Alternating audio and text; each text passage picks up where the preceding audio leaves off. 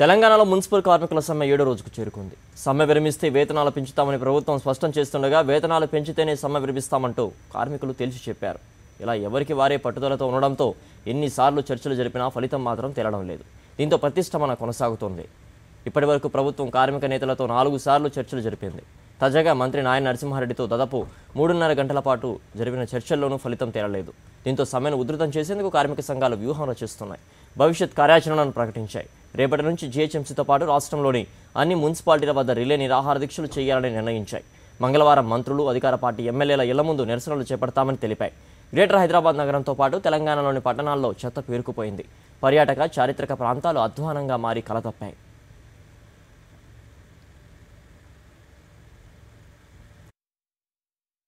పాత పాటనే పాడుతూ ఉన్నారు. పాత చెప్పిందే చెప్తా ఉన్నారు.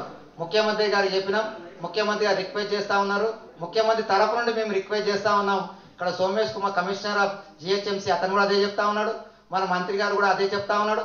కాబట్టి పాతదే పాట కంటిన్యూగా చేస్తూ ఉన్నారు. కాబట్టి మేము సమ్మె కంటిన్యూగా కొనసాగిస్తున్నాం. తేల్చేంత వరకు ఎట్టి పరిస్థితిలో మేము దిగేది లేదు. సమ్మె కనీసం 14,170 రూపాయలు, లేకపోతే పిఆర్సీ ఇంప్లిమెంటేషన్ కనీసం ఆన్ఆర్ బిఫోర్ ఎప్పుడు ఖచ్చితంగా చెప్పినట్టు అయితేనే సమ్మె విరమణ జరుగుతుంది. కానీ అంతకుముందు సమ్మె విరమణ చేసే ప్రసక్తే లేదని చెప్పేసి మీ ద్వారా తెలియజేస్తా ఉన్నాం.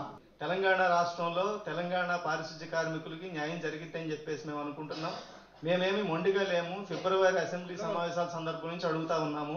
అలాగే పార్సీగుట్టలో సికింద్రాబాద్ స్వచ్ఛ తెలంగాణ హైదరాబాద్ కార్యక్రమాల్లో ముఖ్యమంత్రి గారే ప్రకటించున్నారు. అది చేసిన తర్వాత కూడా మేము 2 నెలలు ఆగి జూలై 8ని సమ్మె నోటీస్ ఇచ్చి ఇప్పుడు సమ్మెలో ఉన్నాం. అందుకని మేము చాలా ఓపికగా ఉన్నాం. ప్రభుత్వమే దీన్ని చాలా జటిలం చేస్తా ఉన్నది. దయచేసి తెలంగాణ రాష్ట్ర ప్రజలను దృష్టిలో పెట్టుకోవాలి.